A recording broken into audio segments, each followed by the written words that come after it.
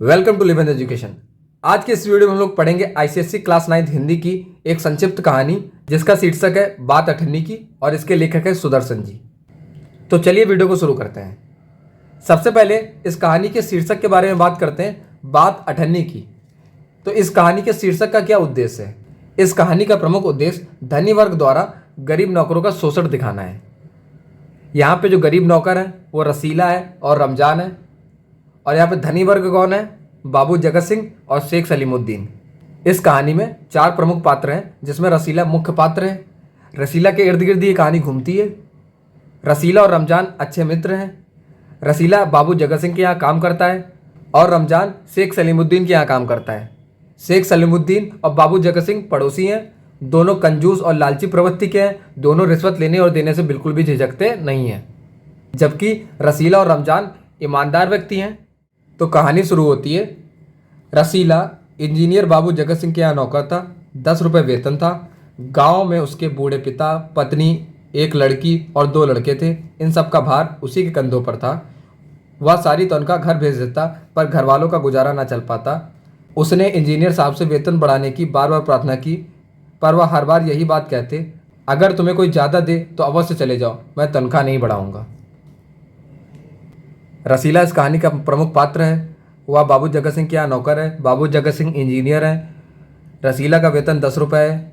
रसीला के गांव में उसके बूढ़े पिता, पत्नी, 2 लड़के और एक लड़की है। वह अपना सारा वेतन घर भेज देता है, लेकिन घर वालों का गुजारा नहीं चल पाता है। वह इंजीनियर साहब से बार बार तनख्वाह बढ़ाने की दरख्वास्त करता है, लेकिन इंजीनियर साहब हर बार यही कहते हैं कि अगर तुम्हें कोई ज़्यादा दे तो बेशक चले जाओ, मैं तनख्वाह नहीं बढ़ाऊंगा। वह सोचता है, यहाँ इतने सालों से हूँ, अमीर लोग नौकरों पर विश्वास नहीं करते, पर मुझ पर यहाँ किसी ने संदेह नहीं किया। यहाँ से जाऊँ तो शायद कोई 11-12 दे दे, पर ऐसा आदर ना मिलेगा। फिर रसीला के मन में विचार आता है कि मैं यहाँ बहुत सालों से काम कर रहा हूँ, अमीर लोग गरीबों पर भरोसा नहीं करते हैं और यहाँ पर मुझ पर किसी ने संदेह नहीं किया है। अगर मैं यहाँ से कहीं और चला भी जाऊँ तो 11-12 रुपये शायद दे भी दें, लेकिन इतना आदर, इतना मान सम्मान नहीं मिलेगा। जिला मजिस्ट्रेट शेख सलीमुद्दीन इंजीनियर बाबू के पड़ोस में रहते थे। उनके चौकीदार मियाँ रमजान और रसीला में बहुत मैत्री थी। दोनों घंटों साथ बैठते, बातें करते। शेख साहब फलों के शौकीन थे। रमजान रसीला को फल देता। इंजीनियर साहब को मिठाई का शौक़ था। रसीला रमजान को मिठाई देता। जिला मजिस्ट्रेट शेख सलीमुद्दीन इंजीनियर बाबू के पड़ोसी थे। उनका चौकीदार जो मियाँ रमजान था वह रसीला का घनिष्ठ मित्र था। दोनों घंटों साथ बैठते थे, बातें करते थे।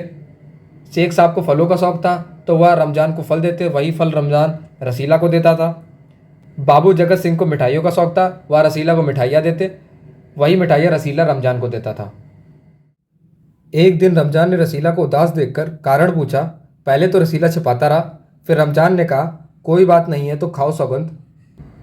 रसीला ने रमजान का हट देखा तो आंखें भर आईं। बोला, घर से खत आया है, बच्चे बीमार हैं और रुपया नहीं है, तो मालिक से पेशगी मांग लो। पेशगी यानी कि पहले दिया जाने वाला वेतन। कहते हैं 1 पैसा भी ना दूंगा। तो यहाँ पे रमजान और रसीला बात कर रहे होते हैं। रमजान रसीला को उदास देखकर कारण पूछता है। पहले तो रसीला बताता नहीं है, फिर वह उससे सौगंध खाने यानी कसम खाने को कहता है। तब रसीला की आंखें भर आती हैं। तब वह सच्चाई बताता है कि घर से खत आया है, उसके बच्चे बीमार हैं और पैसा नहीं है। तब रमजान कहता है, मालिक से पेशगी मांग लो। फिर रसीला कहता है कि वे कहते हैं 1 पैसा भी ना दूंगा, यानी कि बाबू जगत सिंह उसको पेशगी देने से मना कर देते हैं। रमजान ने ठंडी सांस भरी। उसने रसीला को ठहरने का संकेत किया और आप कोठरी में चला गया। थोड़ी देर बाद उसने कुछ रुपए रसीला की हथेली पर रख दिए। रसीला के मुख से एक शब्द भी ना निकला। सोचने लगा, बाबू साहब की मैंने इतनी सेवा की, पर दुख में उन्होंने साथ ना दिया। रमजान को देखो गरीब है, परंतु आदमी नहीं देवता है, ईश्वर उसका भला करे। जब रमजान पूरी बात सुनता है तब वह अपने कोठरी में जाके कुछ रुपए लेके आता है और रसीला के हाथों में थमा देता है। तब रसीला सोचता है कि वह बाबू जगत सिंह के यहाँ इतने सालों से काम कर रहा है, लेकिन उन्होंने उसके बुरे वक्त में उसे पेशगी देने से मना कर दिया।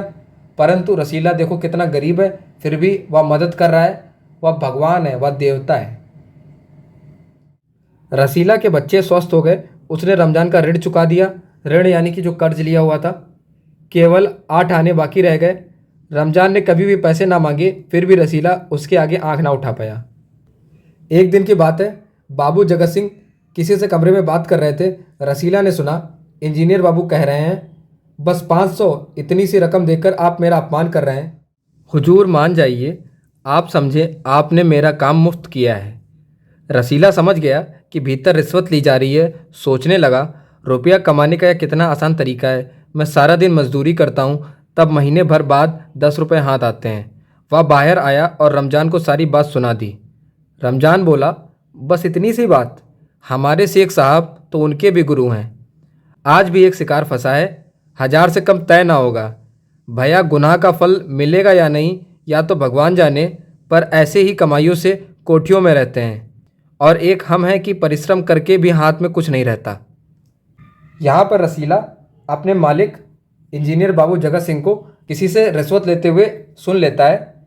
यहाँ पे 500 की रिश्वत ली जा रही है। तब वह सोचने लगता है कि ये अमीर लोग किस तरह से काला धन कमा के गरीबों का शोषण करते हैं। वह यह बात जाके अपने मित्र रमजान को बताता है। तो रमजान कहता है, यह तो बस छोटी सी बात है, हमारे मालिक तो हजारों रुपए की रिश्वत लेते हैं। आज ही एक शिकार फंसा है, कम से कम 1000 रुपए की रिश्वत तो ली जाएगी। तब रमजान कहता है कि इसी वजह से ये लोग आजकल कोठरियों में रहते हैं और हम गरीब के गरीब हैं। रसीला सोचता रहा, मेरे हाथ से सैकड़ों रुपए निकल गए, पर धर्म न बिगड़ा। एक एक आना भी उड़ाता तो काफ़ी रकम जुड़ जाती। इतने में इंजीनियर साहब ने उसे आवाज़ लगाई, रसीला दौड़कर 5 रुपए की मिठाई ले आ। रसीला ने 4.5 रुपए की मिठाई खरीदी और रमजान को 98 लौटाकर समझा कि कर्ज उतर गया है। यहाँ पे रसीला से एक गलती हो जाती है। वह ये सब जब दृश्य देखता है तो उसके मन में भी ये आता है कि ये लोग किस तरह से घूस लेकर अपनी ज़िंदगी जी रहे हैं। तभी इंजीनियर बाबू जगत सिंह उससे 5 रुपए की मिठाई मंगाते हैं। वह 4.5 रुपए की मिठाई लेके आता है और 98 जाकर रमजान को दे देता है और यह समझता है कि उसने उसका कर्ज चुका दिया है। बाबू जगत सिंह ने मिठाई देखी तो चौंक उठे। क्या मिठाई 5 रुपए की है? हुजूर 5 की ही है। रसीला का रंग उड़ गया। रंग उड़ गया यानी कि घबरा गया। ये यहाँ पे मुहावरे का प्रयोग हुआ है। आपसे ऐसा क्वेश्चन पूछा जा सकता है एग्जाम में कि अगर आपको ये पैराग्राफ दिया जाए, इससे रिलेटेड क्वेश्चन पूछे जाए, तो उसमें एक क्वेश्चन ये हो सकता है कि रंग उड़ गया मुहावरे का क्या अर्थ है। तो यहाँ पे आप बताएंगे रंग उड़ जाने का मतलब घबरा जाना। रसीला का रंग उड़ गया। बाबू जगत सिंह समझ गए। उन्होंने रसीला से फिर से पूछा। रसीला ने फिर वही दोहराया। उन्होंने रसीला के मुंह पर एक तमाचा मारा और कहा, चल मेरे साथ जहाँ से लाया है। हुजूर झूठ कहूँ तो?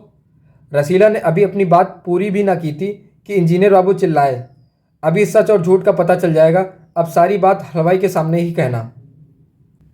रसीला जब 4.5 रुपए की मिठाई लाता है तब इंजीनियर बाबू जगत सिंह को पता चल जाता है कि 4.5 रुपए की मिठाई है। रसीला ने जरूर इसमें कुछ चोरी की है। तो वह रसीला के मुंह पे तमाचा मारते हैं और उससे सच उगलवाने की कोशिश करते हैं। रसीला जैसे ही सच बता रहा होता है तो इंजीनियर बाबू कहते हैं, चल हलवाई के पास चल, वहीं चल के सच पता करूंगा। अब कोई रास्ता ना बचा था। वह बोला, माई बाप गलती हो गई, इस बार माफ़ कर दें। इंजीनियर साहब की आंखें आग बरसने लगीं। उन्होंने निर्दयता से रसीला को खूब पीटा, फिर घसीटते हुए पुलिस थाने ले गए। सिपाही के हाथ में 5 का नोट रखते हुए बोले, मनवा लेना, लातों के भूत बातों से नहीं मानते। अब रसीला को अपना गुनाह कबूल करने के अलावा कोई रास्ता बचा नहीं था। वह जैसे अपना गुनाह कबूल करता है, इंजीनियर बाबू उसकी खूब पिटाई करते हैं, उसे घसीटते हुए पुलिस थाने ले जाते हैं और वहाँ सिपाही को 5 रुपए की घूस देते हैं कि इससे सच उगलवा लेना, क्योंकि लातों के भूत बातों से नहीं मानते। यहाँ पे भी एक मुहावरे का प्रयोग किया गया है। इसका अर्थ होता है कि दुष्ट व्यक्ति को समझाने बुझाने पर भी प्रभाव नहीं पड़ता। तो अगर इस तरह का क्वेश्चन है, इस मुहावरे का अर्थ बताइए, तो आप ये लिख सकते हैं। दूसरे दिन मुकदमा शेख सलीमुद्दीन की कचहरी में पेश हुआ। रसीला ने तुरंत अपना अपराध स्वीकार कर लिया। उसने कोई बहाना न बनाया। चाहता तो कह सकता था कि यह साजिश है, मैं नौकरी नहीं करना चाहता था, इसलिए हलवाई से मिलकर मुझे फंसा रहे हैं। पर एक और अपराध करने का वह साहस नहीं जुटा पाया।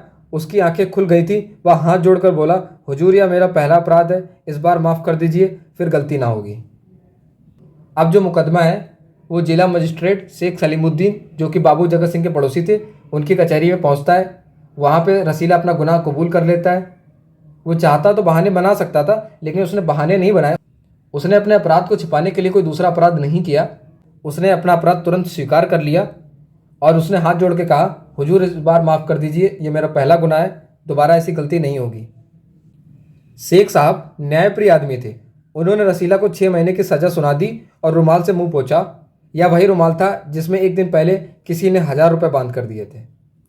कहानी में जब रसीला रमजान को बाबू जगत सिंह द्वारा 500 रुपये की घूस लेने की बात बताता है तो रमजान कहता है कि उसके मालिक भी गुरु हैं, वे आज किसी न किसी से 1000 रुपये की घूस ले रहे होंगे।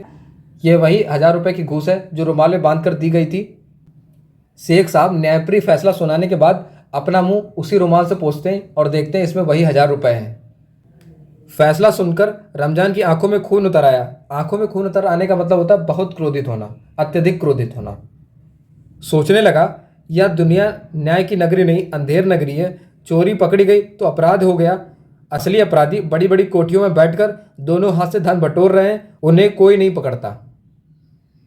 रमजान घर पहुंचा। एक दासी ने पूछा, रसीला का क्या हुआ? तो रमजान कहता है 6 महीने की कैद। तो दासी कहती है अच्छा हुआ, वो इसी लायक था। तो रमजान गुस्सा हो जाता है। रमजान ने गुस्से से कहा, यह इंसाफ नहीं, अंधेर है। सिर्फ एक अठन्नी की ही तो बात थी। रात के समय जब 1500 के चोर नरम गद्दों पर मीठी नींद ले रहे थे, अठन्नी का चोर जेल की तंग अंधेरी कोठरी में पछता रहा था। यहाँ पे 1500 के चोर यानी कि बाबू जगत सिंह और शेख सलीमुद्दीन के बारे में कहा जा रहा है, और अठन्नी का चोर यानी कि रसीला के बारे में यहाँ पे बताया जा रहा है कि किस तरह से जो अठन्नी की चोरी करता है वो आज काल कोठरी में है, और जो 500 और 1000 रुपये की घूस लेते हैं वो नरम गद्दों पे मीठी नींद ले रहे हैं। तो सुदर्शन जी इस कहानी के माध्यम से अमीरों द्वारा गरीबों का शोषण करने की प्रवृत्ति को दर्शाना चाहते हैं, और इस कहानी में उन्होंने इसे बहुत ही मार्मिक ढंग से प्रस्तुत किया है। तो बच्चों, ये थी कहानी बात अठन्नी की। ये सुदर्शन जी की एक संक्षिप्त कहानी है। उम्मीद करता हूँ आपको वीडियो समझ में आया होगा, आपको हेल्पफुल लगा होगा। आप और किन टॉपिक्स पे वीडियो चाहते हैं कमेंट सेक्शन में मुझे ज़रूर बताएं। मैं कोशिश करूँगा आने वाली वीडियोस में उन टॉपिक्स को कवर करने की। साथ ही साथ मैं सुदर्शन जी का जीवन परिचय बहुत ही जल्दी इस चैनल पर अपलोड करने वाला हूँ, तो चैनल को सब्सक्राइब करना बिल्कुल भी ना भूलें। चैनल के साथ कनेक्टेड रहें।